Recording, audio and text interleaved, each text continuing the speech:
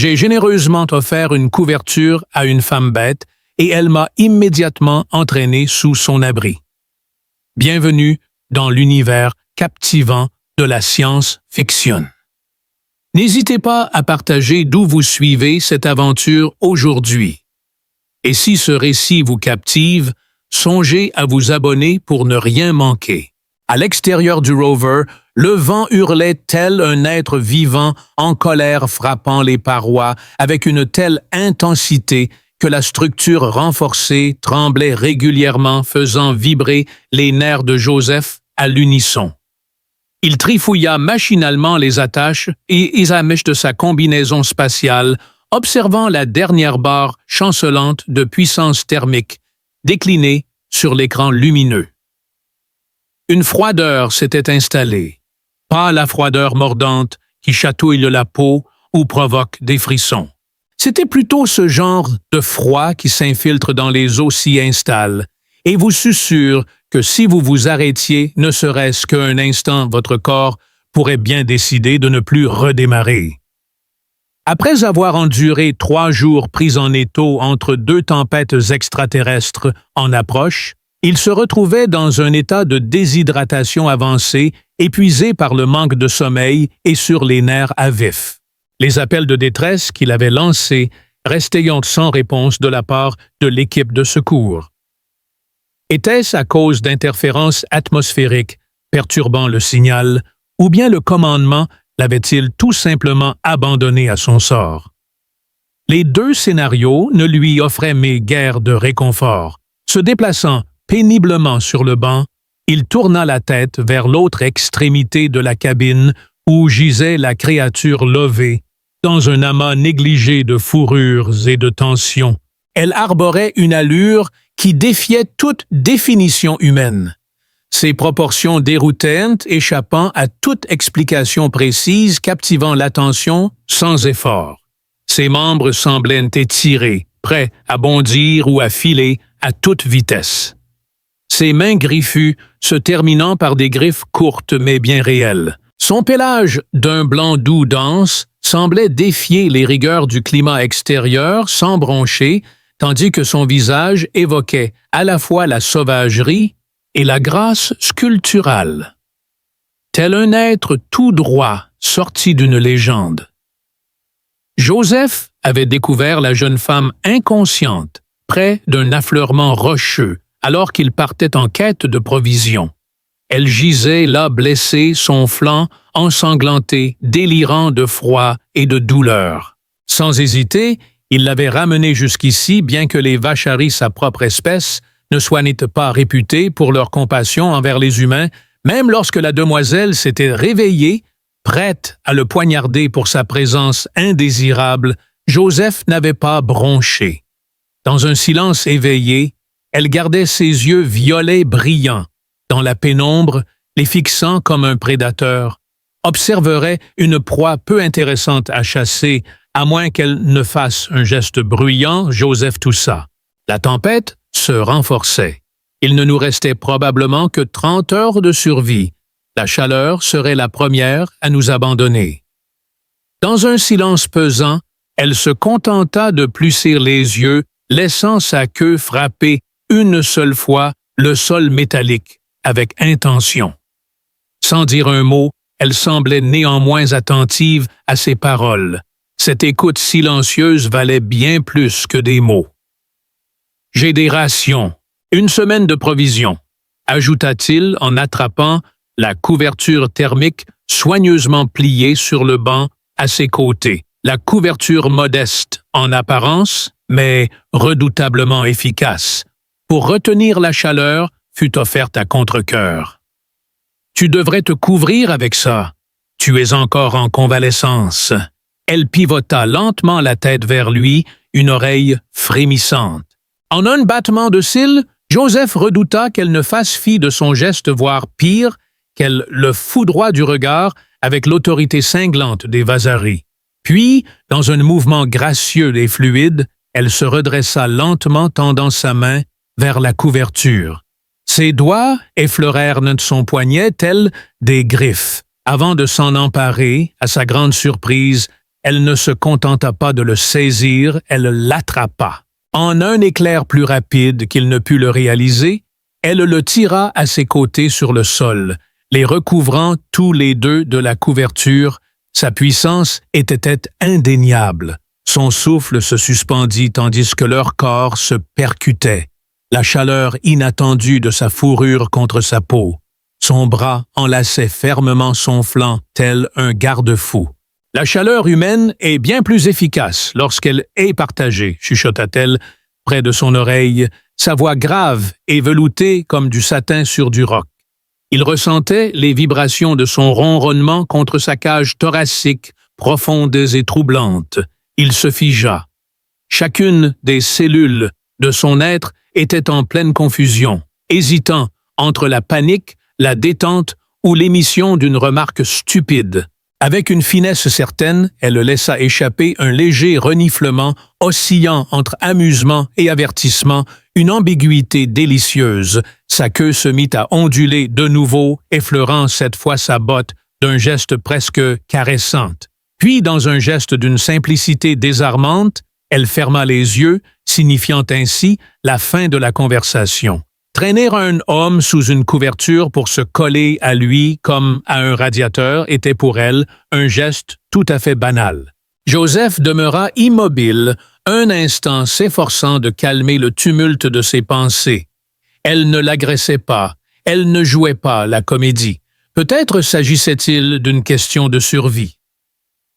Peut-être il n'avait pas encore saisi tous les codes culturels. Les informations sur les vacheries étaient plutôt lacunaires, davantage empreintes de méfiance coloniale que de véritables études, mais elle ne lui avait pas tranché la gorge, ce qui semblait constituer un progrès. Son corps avait graduellement arrêté de se préparer à l'impact. Entre eux, une chaleur authentique s'était installée. Son pelage dégageait une chaleur presque surnaturelle. Et le ronronnement profond et régulier était apaisant d'une manière inattendue. Les griffes ne pénétraient ben pas sa peau. Sa prise, bien que ferme, n'avait rien d'hostile. En fait, elle semblait plutôt protectrice, comme si elle le défendait autant qu'il la défendait. « Merci », murmura-t-il. En guise de réponse, elle laissa échapper un léger frémissement d'approbation de son oreille. Il s'efforça de chasser les pensées sur les implications de la situation, sur la facilité avec laquelle elle l'avait captivé, sur la rapidité avec laquelle elle avait décidé qu'ils étaient suffisamment proches pour agir ainsi. Peut-être que c'était simplement une réaction instinctive de son peuple. En cas d'urgence, peut-être que cela ne représentait rien de plus que de la biologie pratique. Cependant, quelque chose dans le regard qu'elle lui avait lancé avant de l'attirer, une lueur espiègle dans son expression, lui suggérait le contraire. Dehors, le vent hurlait comme une bête sauvage en liberté. Une créature tapie dans l'ombre.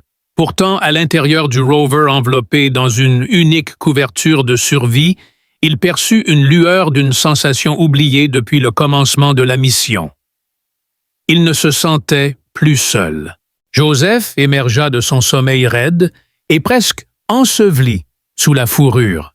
Dans un instant de confusion, il peinait à saisir sa situation et ce qui entravait sa jambe. Cependant, le souffle chaud qui caressait sa clavicule de manière rythmée lui fit réaliser toute l'importance de la situation.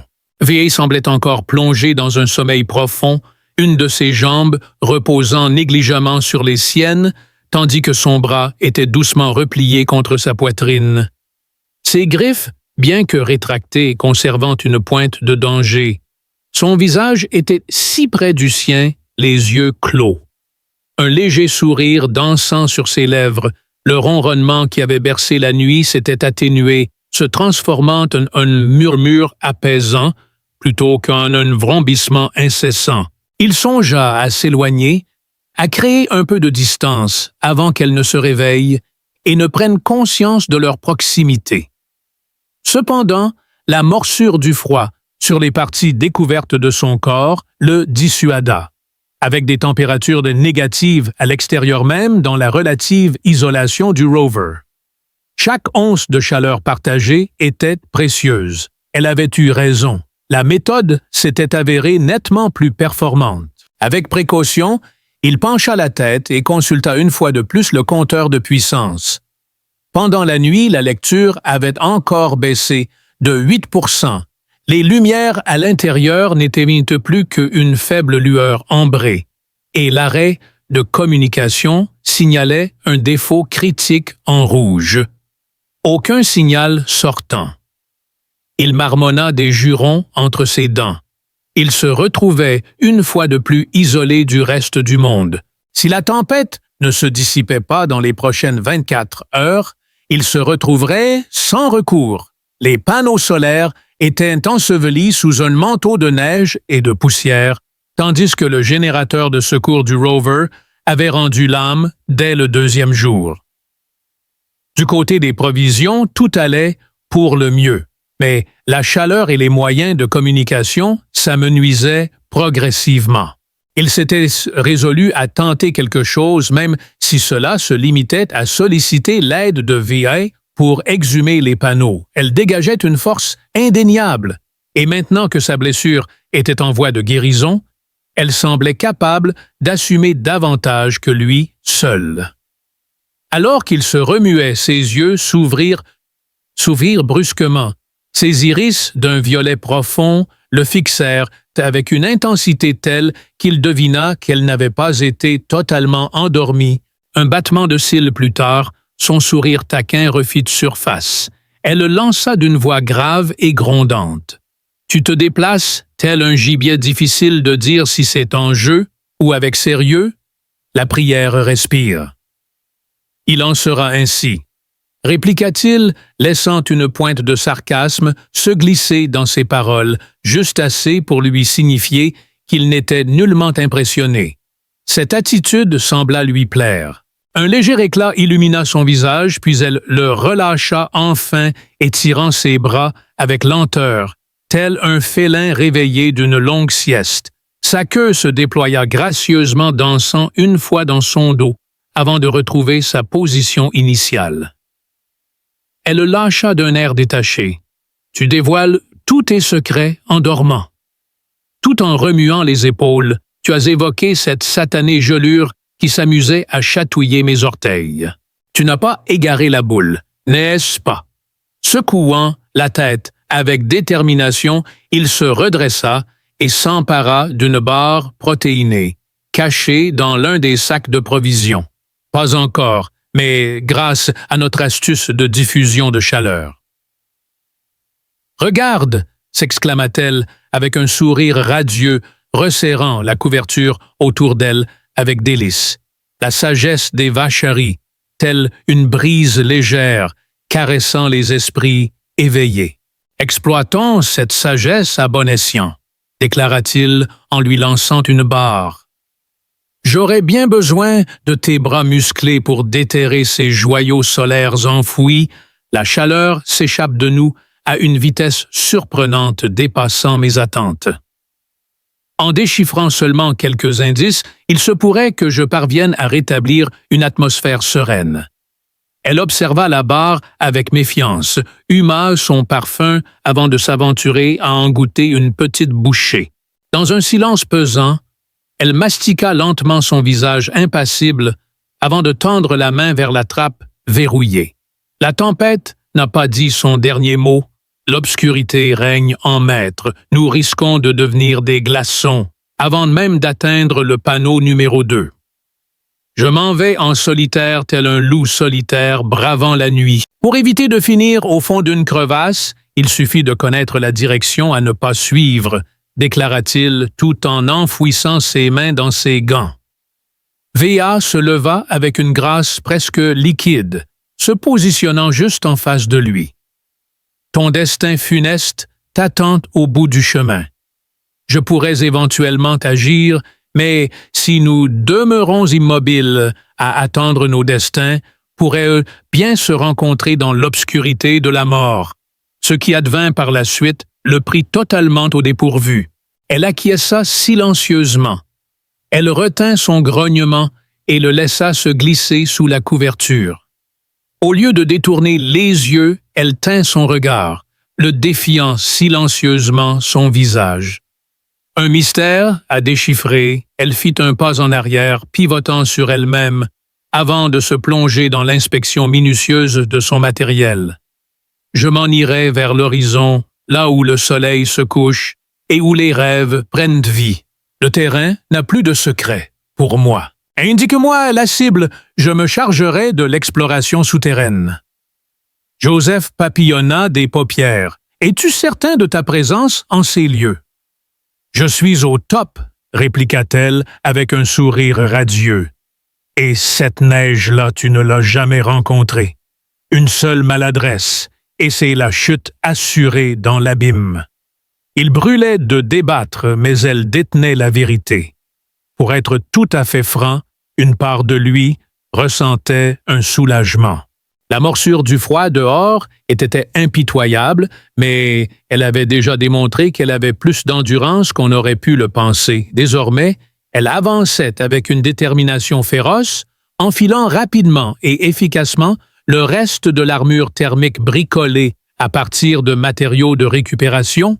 Joseph peaufina le mécanisme central de la trappe du rover en prévision d'une brève sortie, puis installa un dispositif rudimentaire programmé pour émettre un signal lumineux toutes les 6 secondes, accompagné d'un son de basse fréquence. Si le vent décidait de jouer les troubles-fêtes en lui voilant les yeux, peut-être que cela lui offrirait une chance de retrouver son chemin. « Regardez ces chefs-d'œuvre !» s'exclama-t-il en montrant un croquis approximatif tracé sur le mur avec de la graisse. Veillez à balayer la neige avec délicatesse, permettant ainsi à la lumière de pénétrer. Accordez-vous 5 minutes par section, pas plus. Il est préférable de ne pas trop tarder, sinon tu pourrais te retrouver égaré dans la tourmente glaciale. Elle approuva d'un léger mouvement de menton. Si d'aventure je ne réapparais point dans l'horizon de 20 minutes, ne te languis pas en vain. Cela relève de l'utopie. Il laissa presque échapper les mots avant de les rattraper in extremis. Après un bref instant de réflexion, ses yeux se plissèrent délicatement avant qu'elle n'acquiesce rapidement de la tête et ne s'éclipse par l'écoutille sans émettre le moindre son. Joseph se tenait près de la fenêtre, observant le temps qui s'écoulait avec lenteur, ses mains crispées et sa respiration créant des dessins éphémères sur la vitre. Il nourrissait une aversion profonde pour ce moment où l'impuissance se mêlait au silence, tandis que la peur prenait de l'ampleur. Il n'avait pas l'habitude de s'appuyer sur autrui, mais encore moins de se préoccuper de la possibilité d'un retour. Au 17e instant, la balise a lancé un signal sur la console timide, presque imperceptible. Cependant, les relevés solaires ont décidé de faire une entrée remarquée quelques instants après. Une dose de force suffisante pour canaliser la chaleur vers les réseaux de communication. Joseph s'est installé dans le fauteuil et a entrepris de réorganiser les circuits de communication. Au moment où la trappe s'est enfin rouverte, Véa est apparue en chancelant enveloppée de poussière d'étoiles glacées, sa fourrure scintillant de cristaux gelés. Secouée par des frissons, elle arborait un sourire radieux, ses prunelles mauves étincelant de victoire. « Je te l'avais bien prédit », souffla-t-elle en s'effondrant sur le banc. Joseph tendit une poche de ration à son compagnon, s'installa à ses côtés en silence, sans prononcer le moindre mot. Il pouvait se dispenser de toute expression de gratitude. Elle avait déjà connaissance de cela. Les entrailles du rover gémissaient, tandis que sa carapace s'adaptait aux caprices de la température. La douce chaleur des dispositifs solaires insufflait une nouvelle vie à l'atmosphère, luttant vaillamment contre le froid glacial qui menaçait de tout engourdir. Joseph prit place confortablement sur le sol. Ses jambes entrelacées, désassemblant l'unité de communication, avec une délicatesse empreinte de concentration. Autour de lui, un demi-cercle méticuleux d'outils était soigneusement disposé. Les panneaux solaires leur offraient une brève répit, mais l'énergie s'écoulait comme un ruisseau capricieux, ne leur laissant que 3 ou 4 heures de répit avant de devoir tout recommencer. Malgré une série de revers, ils savouraient enfin cette victoire tant méritée. Véa se trouvait à proximité, replié une fois de plus sous la couverture, ses yeux à demi fermés et sa queue se balançant de temps en temps, tel un métronome lent rythmant ses pensées. Depuis son retour de la tempête, elle s'était murée dans le silence et Joseph avait préféré respecter son besoin de tranquillité. Il croyait qu'elle se remettait, qu'elle guérissait, ou peut-être les deux à la fois. Il avançait comme si le temps lui-même avait décidé de ralentir pour l'observer sa respiration, devenant un doux murmure pesant. Les stigmates de l'activité en plein air étaient indéniables.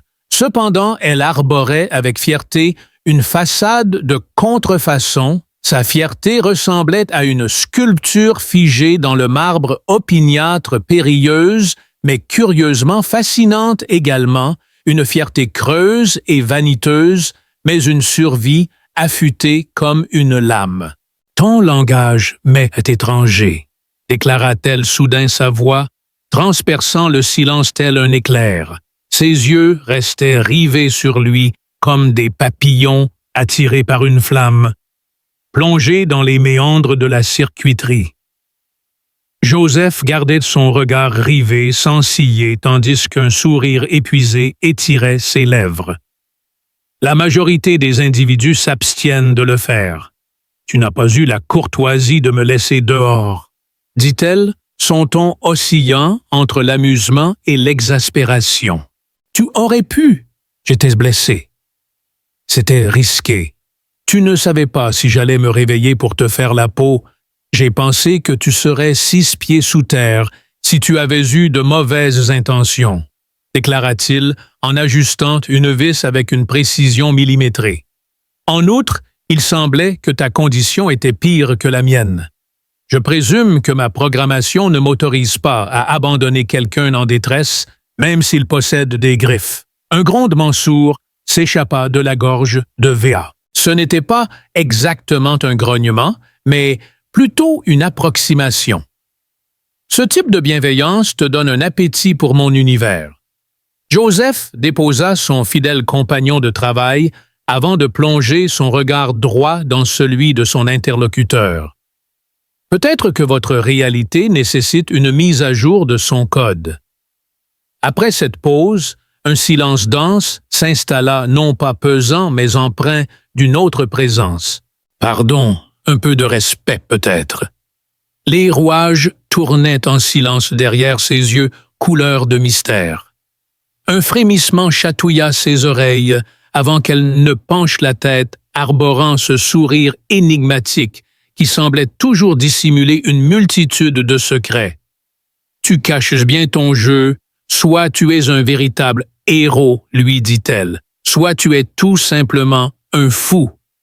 Un savant. Mélange des deux, répliqua-t-il avec assurance, cela apporte du piquant à la situation. Elle laissa échapper un petit rire, se laissant emporter par la chaleur de la couverture qui l'enveloppait tendrement. Ta voix résonne en guerrier, mais tes mains trahissent une tendresse insoupçonnée.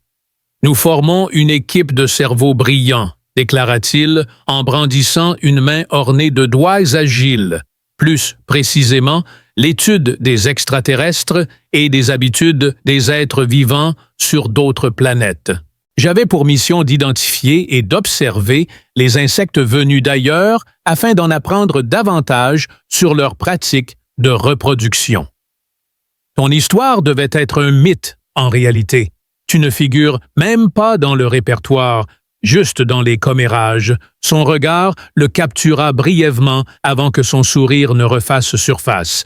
Mais cette fois, il n'y avait pas de malice dans l'air. La scène était empreinte d'une tristesse poignante, d'une intensité coupante.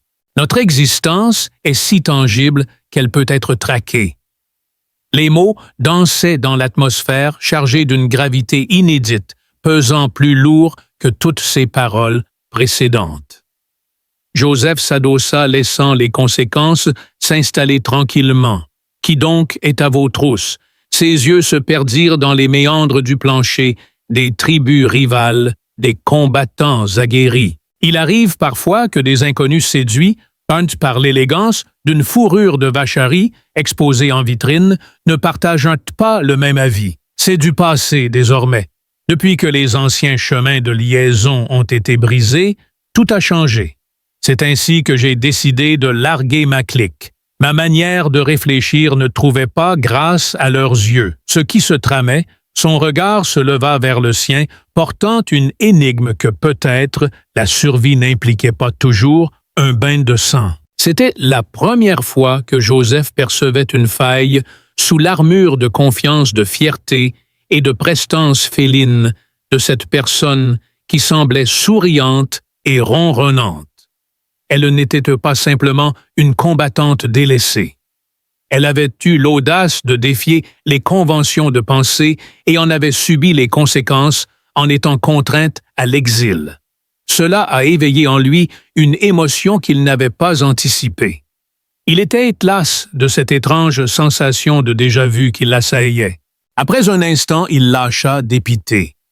Mes compagnons de bord n'étaient guère fans de mes idées non plus, plutôt que de simplement scanner et repartir. J'avais l'intention d'engager une conversation authentique avec les communautés autochtones. On m'a affublé du doux qualificatif de candide. On m'a reproché de gaspiller des ressources sur des espèces dépourvues de technologies de distorsion. C'est en poussant un peu que j'ai finalement décroché cette mission. La zone glaciale est désolée du secteur. Un murmure mélodieux et songeur s'échappa de la bouche de Véa. Ainsi nous appartenons tous les deux à la catégorie des malins postes très futés. Il me semble que c'est ainsi. Elle s'est redressée légèrement, déployant la couverture pour offrir une pause à ses jambes. Cette balise mystérieuse que vous avez reçue hier. Il a juré qu'il n'appartenait pas à votre équipage. Joseph battit des paupières. Tout à fait. Les ondes se jouaient à cache-cache avec le temps des sursauts éphémères. Une personne complètement différente. Je m'efforce de percer ces mystères. Le visage de Véa se métamorphosa discrètement. N'ayez crainte. Vila dissimulait habilement toute trace de peur, mais la crispation subtile de sa mâchoire trahissait un stress latent. Ce n'est pas d'un signe émis par un être humain. Voici Vacherie qui se présente. Un nuage sombre se forma au-dessus des sourcils de Joseph. Comment diable pourrais-tu en avoir la moindre idée? La danse des pulsations, nous jonglons avec les intervalles entre les signaux. Peux-tu me révéler les mélodies qui bercent tes oreilles? Il se leva avec une lenteur délibérée, avançant pas à pas vers son objectif. Si c'est une ronde régulière, ils vont arpenter ce territoire. Chemin classique probablement d'ici 48 heures. Compagnons de galère, camarades de jeu alliés de toujours. Elle dansait sur le fil ténu de l'incertitude. Sa réponse lui fut ainsi dévoilée sans plus de mystère. Finalement, elle lâcha. Ils vont me rapatrier. Je suis supposé être l'objet de toutes les convoitises. Mon départ laisse une tache indélébile sur l'honneur de mon ancien clan de guerriers. Si nous sommes découverts ensemble, ils verront cela comme une épidémie. Joseph décida de jouer au Mikado avec ses bras. Quelle est la signification de ceci? Ils auront notre peau à tous les deux. Cela a heurté comme un uppercut. Il demeura immobile, muet, pendant un laps de temps qui semblait s'étirer à l'infini. Un soupir s'échappa de ses lèvres avant qu'il ne pose à nouveau son regard sur elle. Nous devons veiller à rester introuvables pour eux. Elle le dévisagea comme s'il venait de se transformer en extraterrestre. Tu vas jouer les intermédiaires entre eux et moi. C'est déjà dans la boîte. Le moment où je t'ai entraîné à l'intérieur ce jour-là, c'était comme officialiser les choses. Ses lèvres s'entr'ouvrirent, avant de se sceller à nouveau. C'était la première fois depuis le début de leur rencontre qu'elle semblait muette, comme une carpe, incapable de trouver ses mots. En outre, glissa-t-il en reprenant place à côté du dispositif de communication. Maintenant, c'est sous mon aile que tu te trouves. Cela nous place dans le même camp, unis par un objectif commun. Ses paupières papillonnèrent avant qu'un éclat de rire ne jaillisse vibrant dans l'air, comme une mélodie chaleureuse, rebondissant sur les parois glacées de métal. Tu as perdu la raison. Fou à souhait, s'exclama-t-il en esquissant un sourire, tout comme notre brillante tactique pour diffuser de la chaleur. Via secoua la tête, un sourire timide étirant ses lèvres. Cependant, malgré ses efforts, les épaules de Joseph restaient tendues, comme si elles portaient le poids d'une tempête à venir, une tempête dont il pressentait qu'elle ne serait pas la dernière à les frapper. La deuxième vague de tempête s'abattit avec une intensité redoublée, surpassant de loin la première. Le vent se déchaînait avec une intensité croissante. La pression atmosphérique chutait brusquement et le vacarme devenait si assourdissant qu'il semblait étouffer toute réflexion.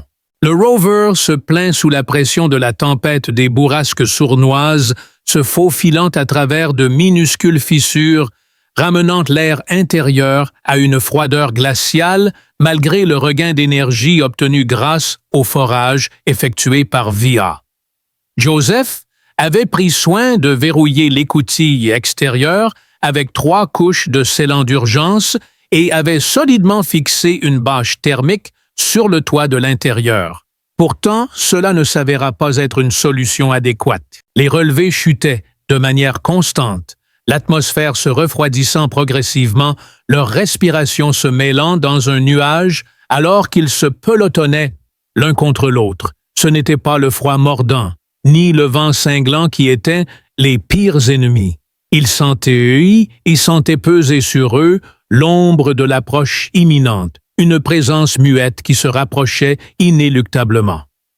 Chaque instant consacré à lutter contre le froid était un instant perdu pour réfléchir à leur stratégie future. Joseph, installé confortablement sur le sol à proximité de la console, s'adonnait à un petit rituel en frottant ses mains l'une contre l'autre, observant avec fascination le thermomètre entamer une nouvelle descente, diminuant de moitié 1 degré supplémentaire. V se tenait en face de lui, les jambes croisées, affûtant l'une de ses lames, de lancer avec soin sur un morceau de métal ébréché déniché dans le tiroir de chargement du rover. Le frottement régulier du métal contre le métal créait une symphonie presque hypnotique, mais par moments, son regard se perdait vers la fenêtre, comme si elle espérait apercevoir un visage se dessiner de l'autre côté. Il lui laissa le champ libre pour s'exprimer. Durant les 2 dernières heures, elle s'était murée dans un silence presque total, comme si les mots étaient devenus des oiseaux farouches, prêts à s'envoler à la moindre tentative de les approcher. Cependant, une certaine crispation s'était installée dans leur relation. Pas une flamme qui danse avec des sentiments amoureux, mais plutôt quelque chose de plus profond et primal. Une mise en condition emballée dans une atmosphère de brutalité. Une lucidité commune sur l'aggravation imminente de la situation. Le signal sonore retentit délicat, profond et incontestable en une seule fois. Joseph se précipita pour l'attraper avant qu'elle ne trahisse leur emplacement une fois de plus, réduisant le son et déchiffrant le message. C'était d'une cruauté inimaginable. Les oreilles de VA se dressèrent, telle une antenne captant le moindre son pendant qu'elle se tenait silencieusement dans son dos. « Nos cœurs battent à l'unisson », chuchota-t-elle. Il approuva d'un léger mouvement de menton, « Nous touchons presque au but. » Je situerai l'endroit à une distance inférieure à 15 kilomètres. Ils sont à la recherche de soutien pour leur cause en récoltant des signatures. Un froncement de sourcils apparut sur le visage de V.A. Il n'oserait même pas m'attaquer de front, à moins de croire que je me trouvais véritablement en solitaire. On pourrait penser que c'est ta monture ou ton attirail.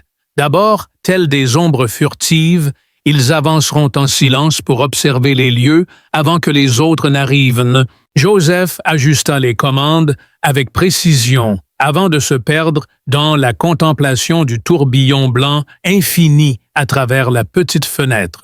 Il ignorait presque tout des stratégies de surveillance des vacheries, mais elle ne laissait rien échapper sans y avoir sérieusement réfléchi. Il préférait écouter la sagesse de ses tripes plutôt que de se fier aveuglément aux artifices technologiques. « Nous allons tisser une toile pour les capturer », déclara-t-il. Viet observa la personne en face de lui avec une curiosité dénuée de tout jugement cette fois-ci. Quelle sorte de souricière diabolique! Il désigna d'un geste théâtral l'entrée secrète de l'air conditionné du rover. Ce vénérable générateur conserve en lui suffisamment de force pour imploser dès lors que nous dévions le flux vers la section souterraine de la cabine. Nous avons la possibilité de reproduire une empreinte de chaleur afin de leur donner l'illusion qu'une présence se love, tout près du cœur même du moteur. Plus tard, lorsqu'ils pénétreront de force, cela provoquera la surchauffe du système et libérera la vapeur de refroidissement. Cela risque de les laisser complètement étourdis. Son appendice caudal se mit en mouvement. Cela nous offrira une pause, mais cela ne les anéantira pas. Ce n'est pas l'objectif visé. Notre intention n'est pas de provoquer un conflit armé.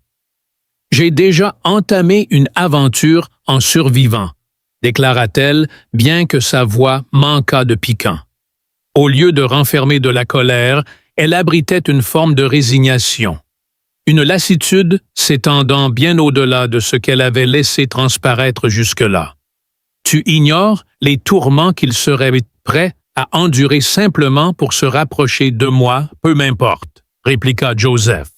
Mon esprit s'est enfin éclairci, la voie à suivre s'est dessinée devant. Moi, pour quelle raison cela? Il pivota avec une lenteur presque théâtrale afin de l'observer dans toute sa splendeur, car tu as choisi de me laisser vivre alors que tu aurais pu me condamner à mort. En bravant la tempête, tu as offert un pas de géant à celui qui peinait à faire un simple pas.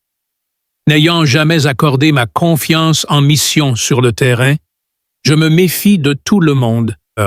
D'une façon ou d'une autre, tu as réussi à me procurer un sentiment de sécurité plus fort que celui que j'ai pu ressentir avec mes collègues faits de formation pendant 6 longues années. Je resterai à tes côtés toujours sans jamais te laisser derrière, ni aujourd'hui, ni jamais.